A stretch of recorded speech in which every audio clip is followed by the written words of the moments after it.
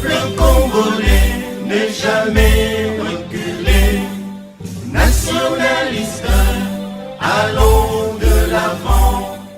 Jeunes du pays, avançons, avançons. Intellectuels et soldats, avançons. Femmes et filles, allons de l'avant. Peuple congolais, ne jamais reculer. Ta la la la la, ta la la la la.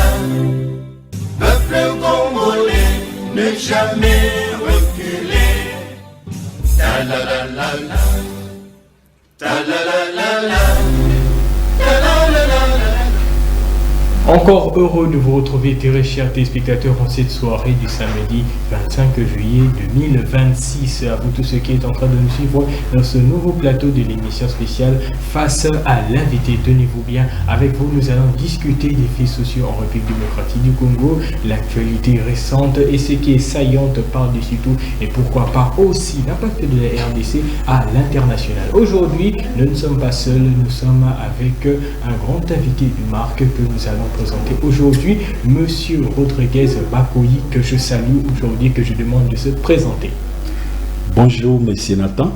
Bonjour à vous. Je me nomme Rodriguez Bakoyi, je suis le porte-parole de l'Union des panafricanistes congolais.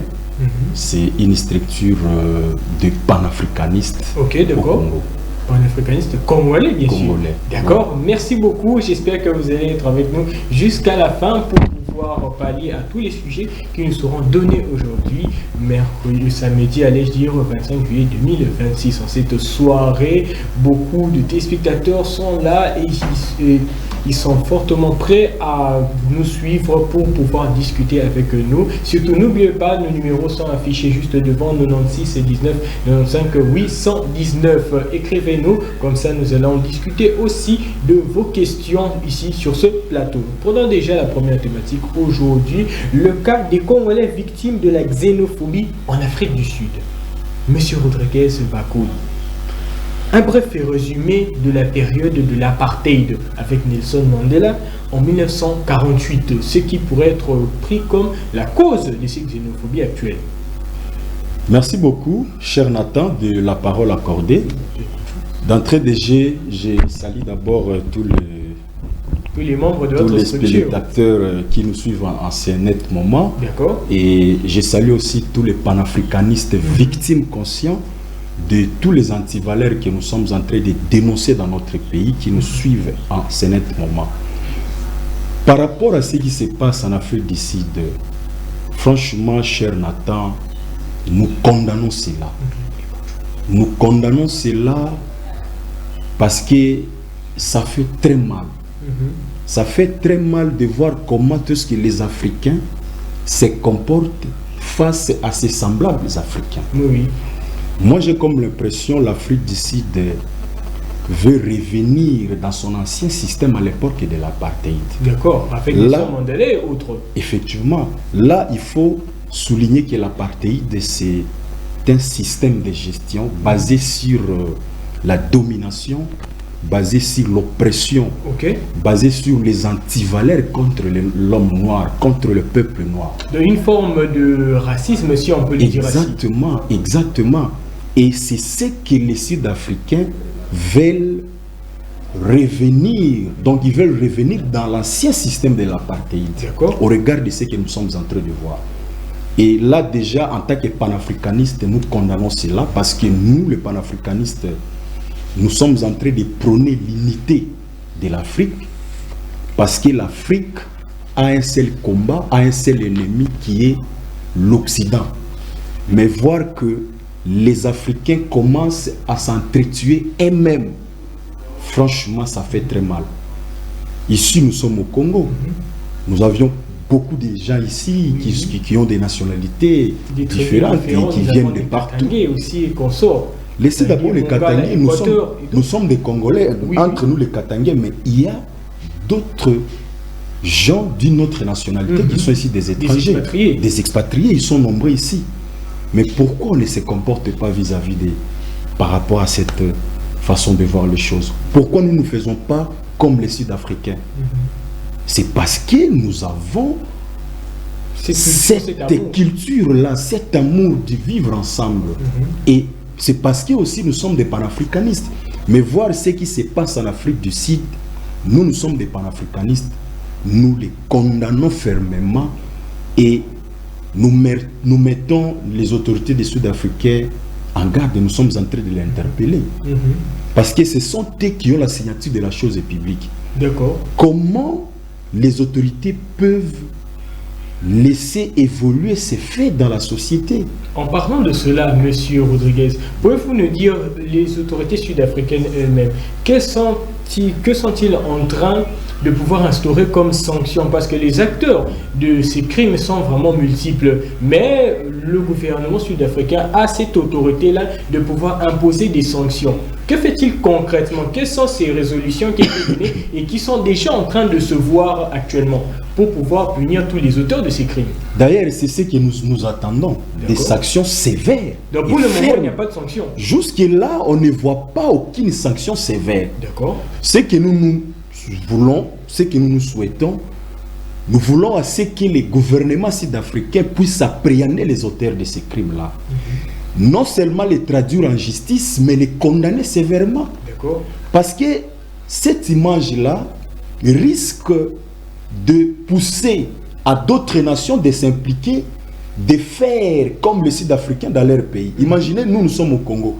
Si par exemple, nous les Congolais, on se disait par exemple que nous voulons aussi nous comporter comme des Sud-Africains chez eux. Vous voyez, ça va donner quelle image? Donc, ça ne va pas honorer. À cela, nous interpellons les autorités. Nous voulons à ce que les autorités sud-africaines prennent des décisions fermes. Parce qu'à la ligne où vont les choses, les Africains risquent de se séparer. Parce que l'Occident nous a déjà séparés. C'est ça. D'accord, merci beaucoup. Alors, sur ce, quelles sont les conséquences globales pour l'Afrique du Sud? Parce qu'au niveau diplomatique et consort, l'Afrique du Sud a beaucoup de relations avec d'autres pays africains, notamment le Nigeria, le Ghana et consort. Dans cette situation actuelle, comment est-ce que les crimes qui sont commis par les auteurs de la xénophobie et consorts pourraient-ils toucher à la situation diplomatique en Afrique du Sud? Pourrait-il y avoir des relations ou des pactes, des accords qui pourraient être rompus? Mais oui. Parce que de un, les peuples d'Africains risquent d'imprimer le même comportement que les Sud-Africains chez eux à la maison. De un, ils vont d'abord, ça risque de le pousser à interdire aussi les Sud-Africains de pouvoir immigrer chez eux. D'accord, donc l'accès aux Sud-Africains pourrait être interdit au Nigeria. Oui, même ici, chez nous au Congo. Et c'est ce que nous ne voulons pas, parce que nous sommes des panafricanistes. Nous prenons l'unité de l'Afrique. D'accord. Et d'aider, ça risque de créer un peu un climat de distance entre les États. Entre les États qui partagent les relations avec l'Afrique du Sud. Et on pourrait parler de anti-panafricanisme, si on peut le dire ainsi. Oui, parce que c'est inhumain. C'est tellement grave ce qui se passe en Afrique du Sud. Comment un noir peut se permettre à tuer son semblable noir? Or, l'Afrique, quand les Sud-Africains disent que nous ne voulons pas qu'il y ait d'autres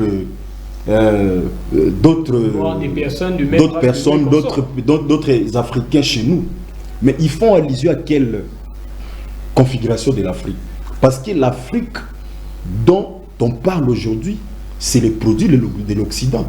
Parce qu'avant la venue de l'homme blanc, l'Afrique était île. Mais aujourd'hui, quand ils parlent, nous sommes des Sud-Africains, on ne veut pas des autres personnes chez nous. C'est qu'ils sont dans une configuration occidentale.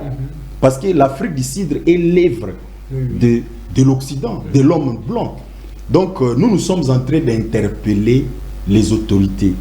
C'est le moment. Nous sommes en train de voir comment les autorités des autres pays sont en train d'envoyer les avions pour que les ressortissants puissent les répartir. C'est ça. Et là, déjà, ça s'annonce mal. C'est déjà un danger.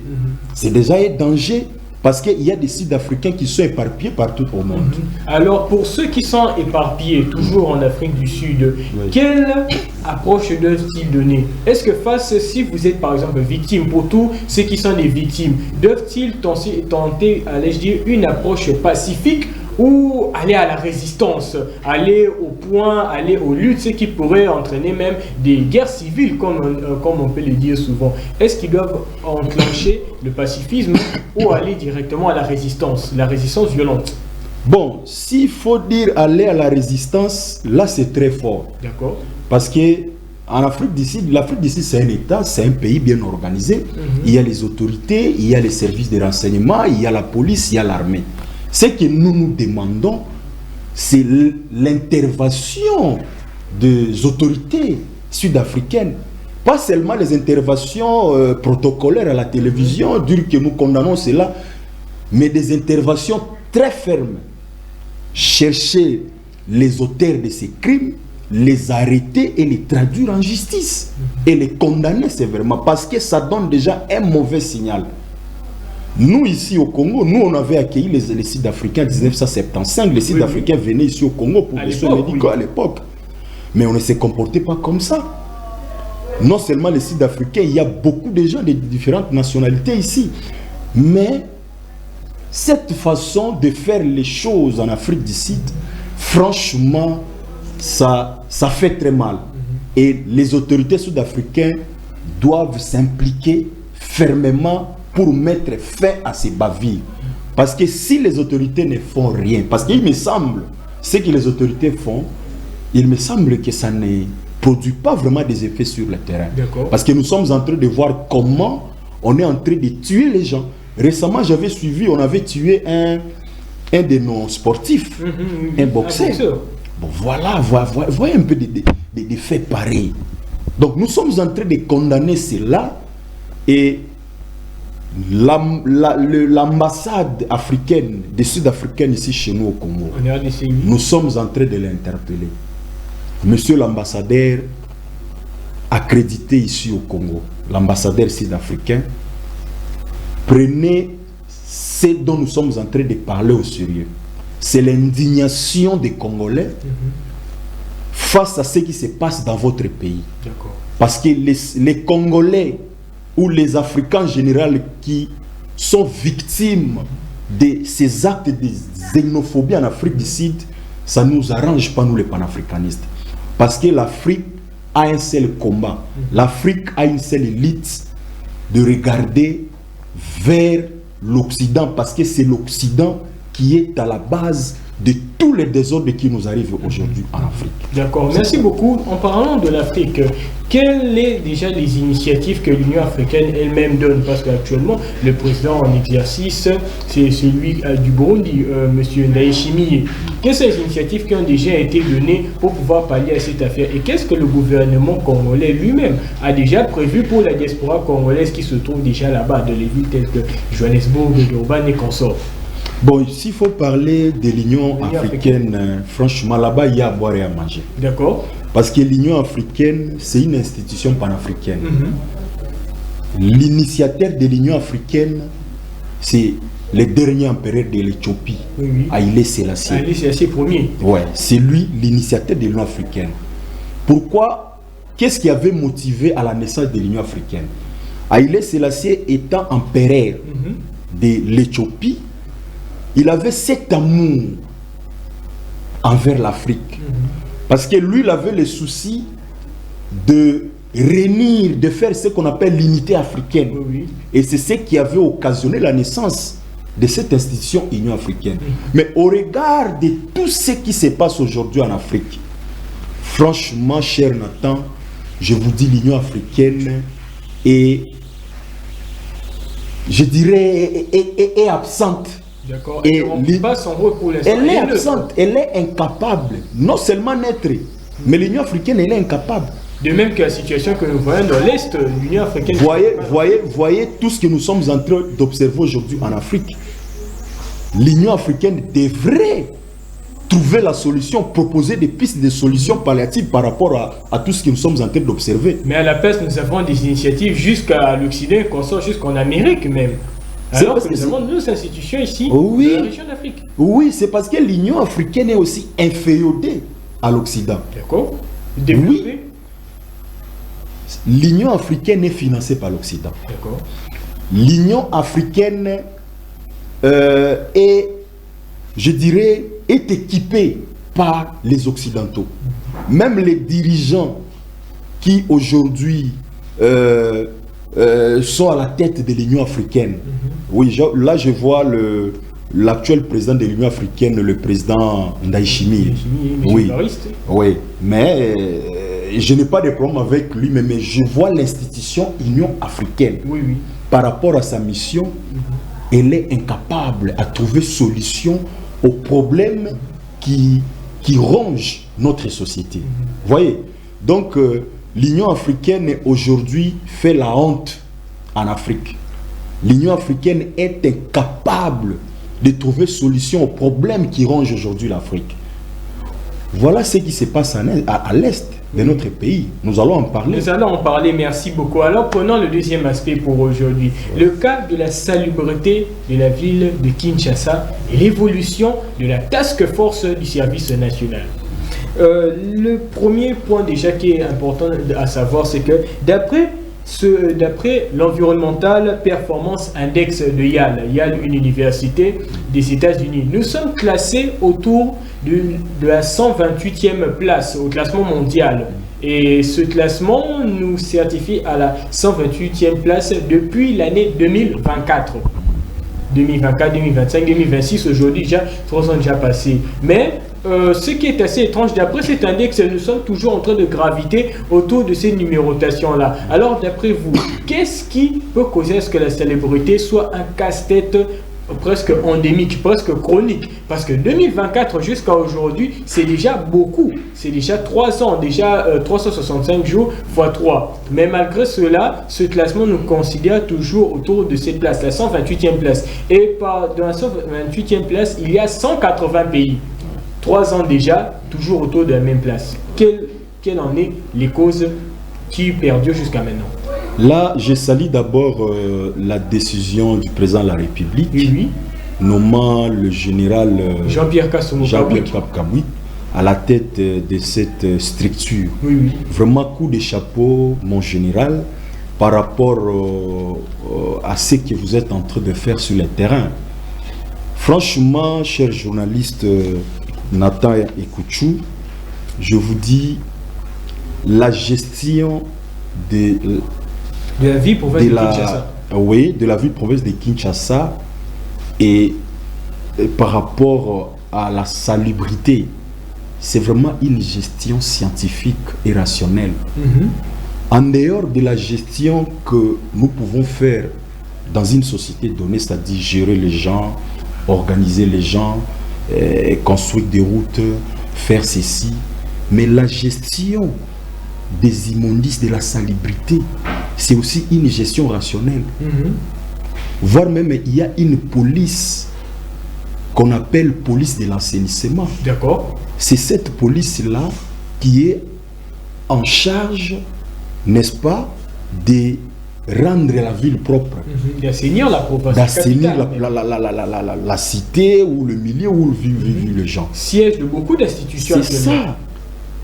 Nous voyons dans d'autres pays, dans d'autres villes, comment est-ce que les autorités gèrent cette question de la salubrité.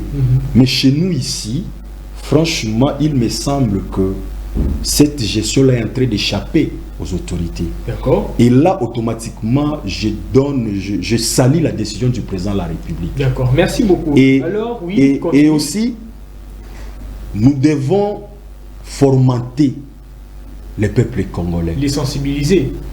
Les sensibiliser et aussi l'inculquer d'autres notions par rapport à l'insalubrité. Parce que c'est paradoxal de voir que les gens sont en train de construire de belles maisons, mais juste à côté, il y a plus de poubelles. Vous voyez, les odeurs nauséabondes partout. D'accord. Au juste, qu'est-ce qui se passe? Vous voyez, donc nous sommes en train de dire que il faudrait accompagner cette initiative. Et cette initiative doit aller jusqu'au bout. Et ça doit s'étendre dans toutes les communes. Les provinces aussi. Oui, en dehors de la ville de Kinshasa, on doit aller aussi dans des provinces. Oui, parce que c'est devenu une culture dans l'esprit des Congolais. Voyez, les Congolais sont habitués à vivre dans la saleté. Or, ce n'est pas normal. Donc, là, vraiment, moi, je salue la décision du chef de l'État et je salue les travaux abattus de notre général. D'accord, merci beaucoup. Alors, revenons un petit peu dans le passé pour essayer de savoir quel est votre avis au sujet des initiatives antérieures pour l'assainissement de la province qui est sous la conduite de l'actuel gouverneur Daniel Bumba Lubaki. Plusieurs initiatives qui avaient été données lorsqu'il venait à peine de prendre la tête de la capitale congolaise.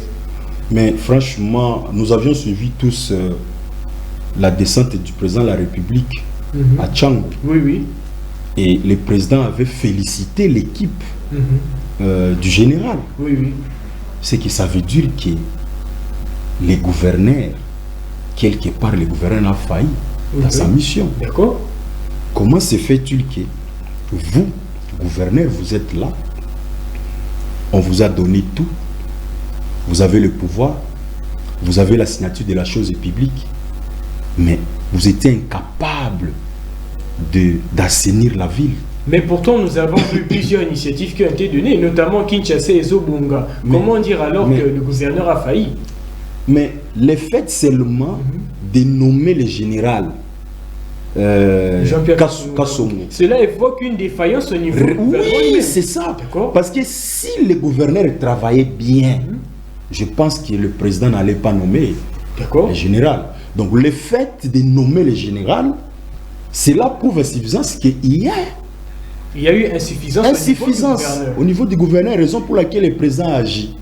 Donc c'est pour dire que le gouverneur doit prendre ses responsabilités. Prendre les choses en main. Prendre les choses, parce qu'il a les moyens. La ville de Kinshasa, c'est une grande province, c'est la capitale, c'est le siège des institutions. Voyez, on peut tout manquer, ou on peut accepter de manquer le courant, on peut accepter de manquer d'autres choses, mais quand même la salubrité, ce n'est pas du tout normal. Nous vivons dans une capitale où il y a des bouteilles partout. D'ailleurs, moi, j'avais suggéré à ce qu'on puisse supprimer la production de bouteilles plastiques. D'accord. Allons tout de suite alors sur ce secteur. Oui. Pensez-vous que la suppression des produits en plastique serait-elle un coup de pouce pour la lutte contre la salubrité? Oui, effectivement. La suppression totale? Oui, effectivement. Dans d'autres pays, aujourd'hui, les bouteilles en plastique ne fonctionnent plus. D'accord. On a créé des cartons, des emballages à carton. Même si vous les jetez comme ça, quand tu as la pluie, ça disparaît. Dans les produits biodégradables. Biodégradables. Mais par contre, la bouteille plastique, si vous le jetez, selon les spécialistes à la matière, ils disent que une bouteille peut prendre 50 ans. Et allez-y comprendre que lorsque vous jetez des bouteilles partout, ça va déjà bloquer, ça va faire à ce que les gens qui cultivent, les gens qui plantent, les gens qui ont des champs et puis partout, ils seront incapables de faire la récolte. Parce que la terre est déjà pourrie.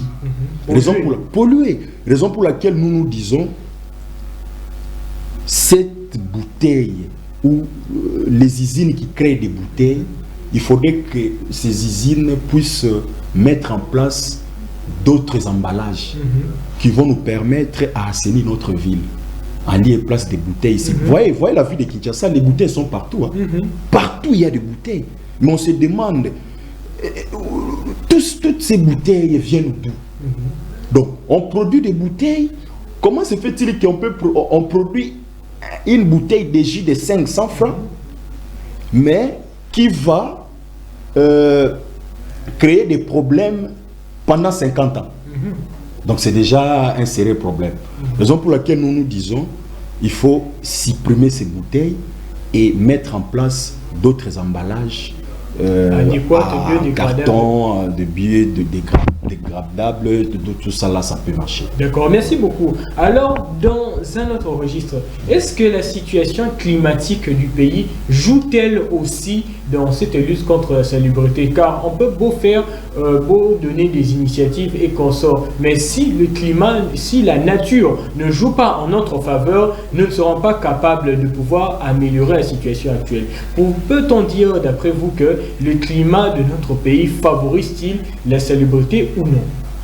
Non, mais dire que le climat favorise la salubrité, là, moi, je ne partage pas ça.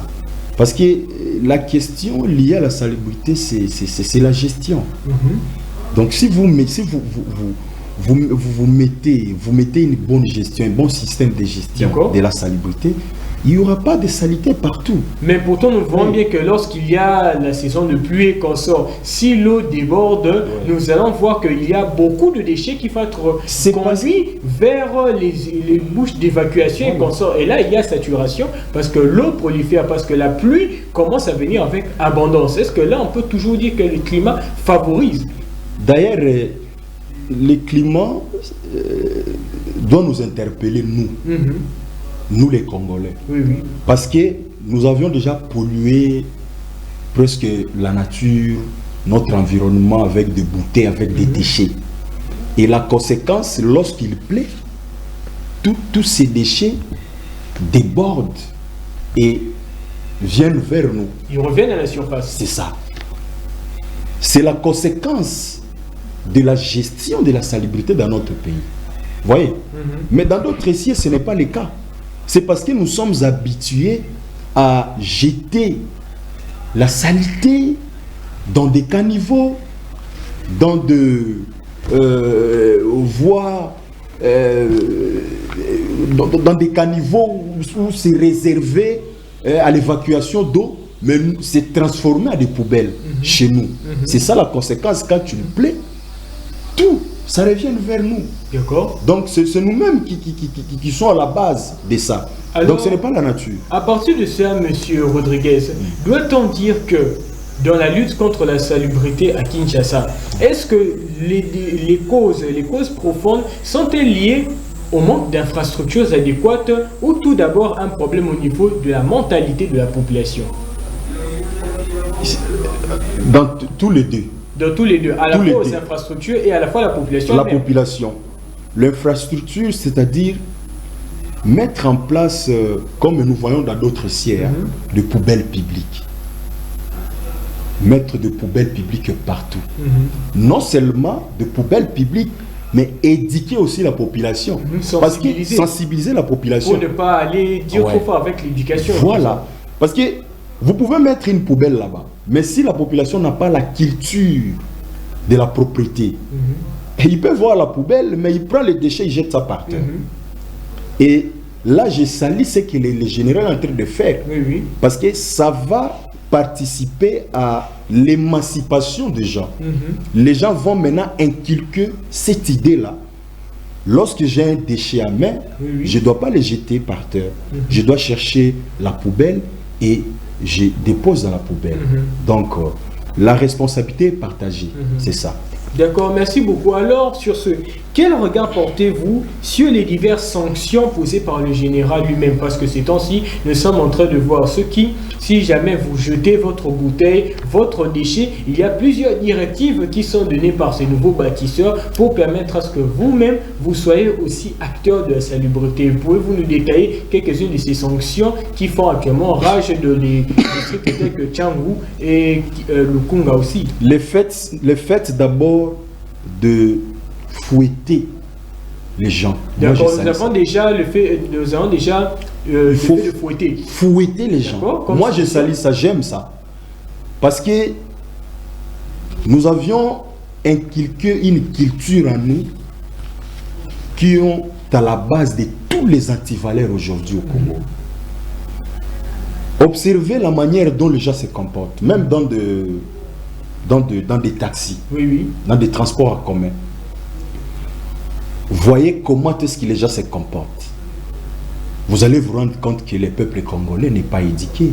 Nous, le peuple congolais, nous ne sommes pas éduqués. C'est mieux de dire sensibiliser, parce on ne peut pas mettre toute la population dans le même sac. Nous avons de grands experts qui militent aussi de leur manière pour la propreté de la situation de la population, de la ville, allais-je dire.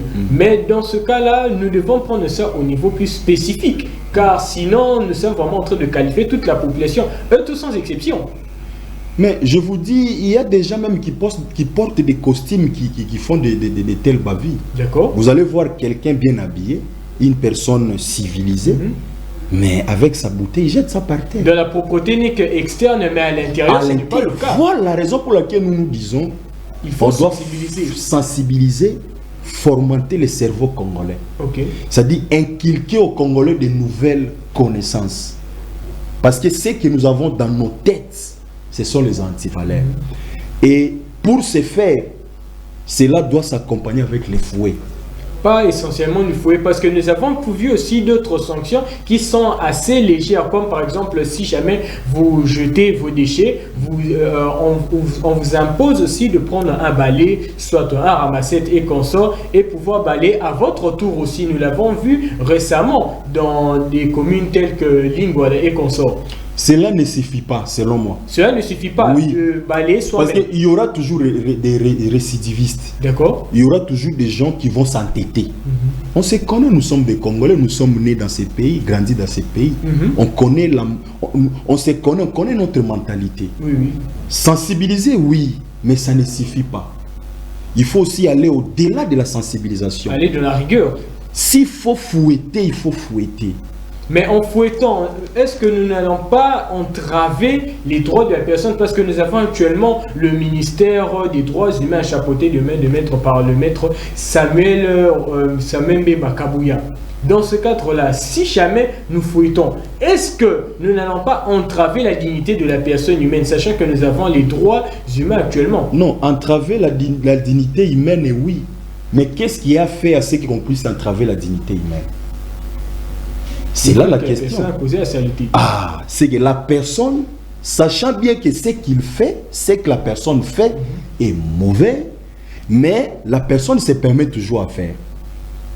Est-ce que, chers journalistes, je pense que on a déjà eu à sensibiliser les gens sur cette question. D'accord.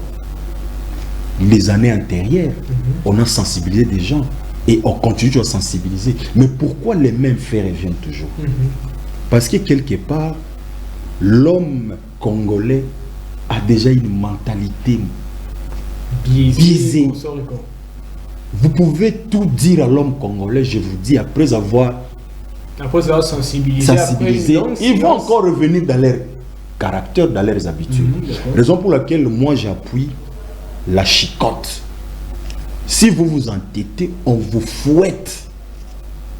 Là, ça va pallier. Vous voyez, hein? Moi, je vis sur Internet, hein? Même sur la télévision. Comment tout ce qui est sur la route, là, si vous allez vers Tchango, c'est devenu propre. Vers Pascal, là-bas, c'était très sale. Mais aujourd'hui, regardez comment est-ce que c'est devenu. D'accord. Une propriété. Vous voyez vraiment, la ville commence à renaître. La ville de Kinshasa, c'est comme ça une capitale. Voyez. Alors, au niveau des sanctions dont vous parlez, vous qui préférez le fouet, allais-je dire, n'oublions pas aussi qu'il y a certaines couches de la population qui sont assez sensibles, des personnes vivant soit avec handicap ou avec un certain inconfort physique. Comme par exemple les vieilles personnes et personnes âgées. Eux aussi sont-ils valables de recevoir ces coups de fouet que vous préférez? Parce que d'autres personnes, s'ils reçoivent un coup et consort, cela pourrait leur être cher au corps. Ils pourraient subir cette sanction qui pourrait leur être fatale et consort. Doivent-ils aussi subir le même cas? Où il y a des personnes, où il y a des exceptions, allais-je dire. Là, vous parlez de personnes qui ont des problèmes. Des personnes vulnérables. Vulnérables, là, l'État va les accompagner. D'accord. Vous voyez? Parce qu'un aveugle, par exemple, on ne doit pas... Essayer de le martyriser, de le brutaliser. Là, nous, on s'adresse à des personnes normaux. Oui. Pas des personnes qui ont des problèmes, des difficultés. Des personnes normaux comme moi et vous. des personnes qui peuvent écouter. Oui, oui. Donc, si vous n'écoutez pas, vous méritez le fouet. Mais si, par exemple, vous avez des problèmes et que vous êtes... incivique, comme on pourrait le dire. Oui, là, franchement, l'État doit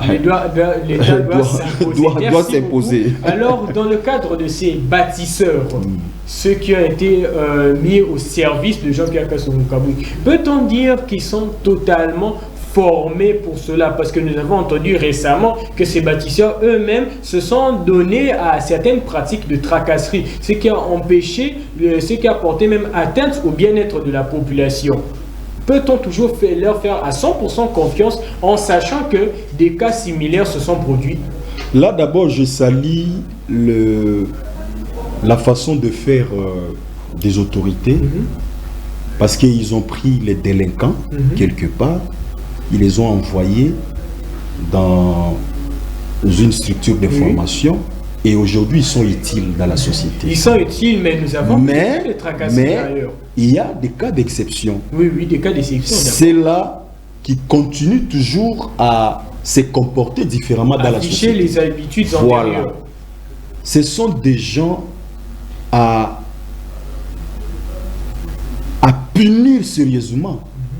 Parce que vous venez de quelque part. Vous avez déjà une éducation donnée. Au lieu d'imprimer ce qu'on vous a enseigné, mais vous faites autre chose. Et si on vous attrape, l'État doit se comporter comme tel. C'est sa face à tous ces gens-là, à tous ces bâtisseurs qui se comportent un peu différemment par rapport à leur mission. D'accord, merci beaucoup. Prenons un autre aspect. Après avoir parlé de la salubrité, parlons maintenant du système éducatif. Avez-vous quelques propos ou un résumé du système éducatif qui nous a été laissé par les Belges et quelle en est la conséquence jusqu'à aujourd'hui? Franchement, cher journaliste Nathan et Kouchou, ce qui est vrai, le système éducatif congolais a un problème. D'accord, il y a un souci. Il y a un souci profond. On doit revoir notre système éducatif. D'accord. Là, automatiquement, je m'en souviens à mon professeur de sociologie. Il nous disait, il avait écrit un livre intitulé L'éducation congolaise et forme des cerveaux inutiles. D'accord. Donc, ce n'est pas une injure. Donc, nous formons des cerveaux, nous formons des diplômés, mais qui sont, à mon avis, inutiles au regard de la demande à la société. D'accord, il y a une formation, mais lorsque nous arrivons maintenant dans le marché de l'emploi, il n'y a pas les compétences nécessaires, suffisantes, celles qui sont recherchées. Il n'y en a pas. Il n'y en a pas. Aujourd'hui, nous sommes en train de parler de cette problématique du chômage. Du chômage. Mais on oublie que ce chômage est causé par une formation qui n'était pas nécessaire, qui n'était pas constante. D'ailleurs, c'est l'État comme étant une superstructure. Le premier régisseur. C'est l'État qui a la charge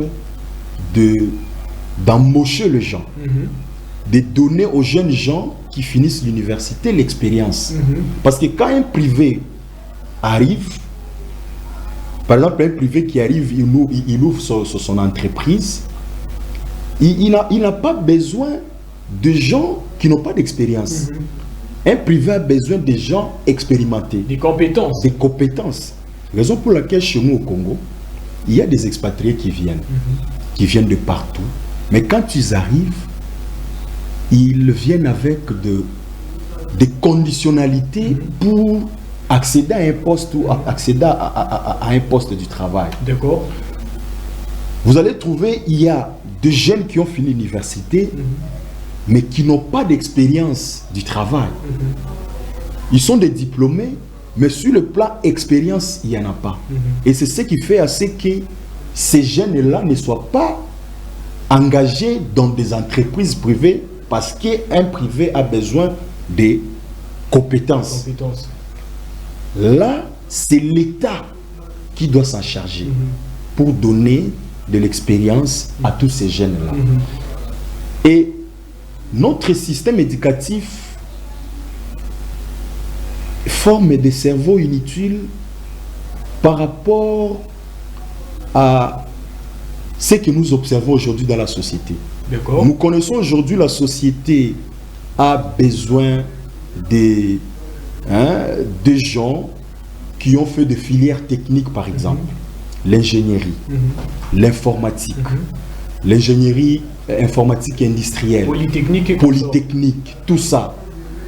Mais vous allez vous rendre compte que la plupart de toutes ces expertises chez nous, les jeunes n'en ont pas. D'accord. Ouais. Mais alors sur ce, que pouvez-vous dire alors lorsque nous rentrons un peu plus dans le passé avec le niveau secondaire, allais-je dire. Nous avons déjà une prolifération des domaines. Il y a déjà des cours tels que géographie, chimie, physique et consorts. Est-ce que cela contribue-t-il réellement au professionnalisme, à l'emploi pour les jeunes? Parce qu'ils se retrouvent après le secondaire, ils sont à l'université, mais déjà remplis d'informations, rempli de culture. Est-ce qu'avec cette prolifération des domaines, des systèmes, de plusieurs cours et consorts au secondaire, doit-on parler d'un fait bénéfique? Est-ce que c'est bénéfique ou c'est du surplus d'informations? Parce que nous devons aussi toucher au niveau secondaire. D'ailleurs, on doit réformer notre système. La Chine venait de supprimer beaucoup de filières. D'accord. La Chine. Pourquoi ils ont supprimé toutes ces filières scientifiques? Parce qu'ils veulent adapter leur système éducatif aux réalités actuelles. Parce qu'actuellement, l'humanité a besoin des domaines que nous connaissons. L'ingénierie, l'informatique, et tout ce qui va avec. Et la Chine a compris. Imaginez avec l'IA aujourd'hui, l'intelligence artificielle. Qu'est-ce que nous pensons par rapport à l'intelligence artificielle aujourd'hui, chez nous au Congo? Parce que dans 10 ans, 15 ans, 20 ans ici, on aura besoin des ingénieurs, des gens qui ont des connaissances, qui ont des compétences, sur l'intelligence artificielle. Mais qu'est-ce que nous attendons aujourd'hui pour former les gens par rapport à cette compétence? Après 10 ans, lorsque les entreprises vont venir, les entreprises qui vont engager les gens qui ont des compétences en intelligence artificielle, ils ne vont pas les trouver ici. Là, on va recourir encore à l'extérieur, aux étrangers. Donc c'est le moment de former les jeunes. Pourquoi pas supprimer d'autres filières ici qui ne servent à rien? Bon, ça, je vous assure. Parce que c'est de la culture générale. Non, moi je suis politologue, mais je vous dis actuellement, je ne vois pas l'importance de garder cette filière. D'accord, merci beaucoup à vous. Nous devons comprendre que le système éducatif a besoin d'une certaine révision, d'être modelé de part et d'autre. Alors nous allons revenir dans nos prochaines éditions. Terminons ce plateau spécial avec la dernière thématique à l'ordre du jour, la situation politique en République démocratique du Congo. Monsieur Rodriguez, plus de 30 ans de décennies de guerre dans l'est de la RDC. Les causes profondes d'après vous? Je vous dis, ça fait très mal. Ça fait très mal d'ailleurs de voir que les opposants sont contre la démarche du président de la République. D'accord. Parce que cette guerre dure depuis plus de 30 ans. Nous avions mené une recherche sur ce qui se passe à l'Est. D'accord. Et nous avions compris que dans cette histoire qui se passe dans l'Est, il y a 3 catégories de gens. La première catégorie, c'est l'Occident. Quand je parle de l'Occident, là je vois les États-Unis, je vois la France, je vois plusieurs autres pays, l'Angleterre et d'autres pays de l'Occident. Et en deuxième catégorie, je vois le Rwanda. Parce que le Rwanda est recruté par l'Occident pour nous faire la guerre. Et maintenant, en troisième catégorie, c'est les Congolais qui sont recrutés par le Rwanda. Les Congolais qui ont accepté de trahir les pays. Mais aujourd'hui, nous sommes face à une situation très très sérieuse qui nécessite l'intervention l'apport de tous les Congolais. Tous les Congolais. C'est ça. Merci beaucoup, Monsieur Rodriguez. Le temps nous est imparti, mais nous remercions notre cher invité du jour, Monsieur Rodriguez, pour votre prestation d'aujourd'hui, Monsieur Rodriguez Bakoyi. Quelques salutations avec le peu de temps qui nous reste à tous les téléspectateurs qui nous ont suivis. Bon, je salue seulement tous les panafricanistes congolais, victimes conscientes, qui nous suivent en ces moments, que leur mouvement, leur structure, Union des panafricanistes congolais, est en train de s'organiser pour lancer des activités sur le terrain. D'accord, merci beaucoup Monsieur Rodriguez Bakoyi, nous vous disons au revoir et aussi à vous tous très chers téléspectateurs.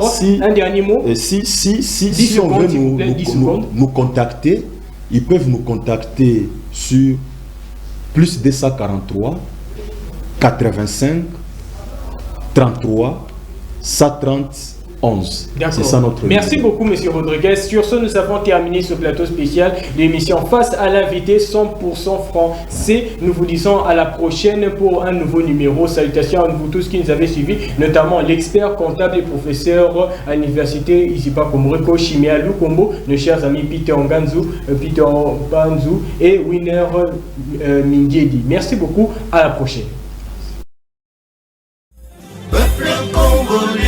Ne jamais reculer, nationaliste, allons de l'avant, jeunes du pays, avançons, avançons, intellectuels et soldats, avançons, femmes et filles, allons de l'avant, peuple congolais, ne jamais reculer.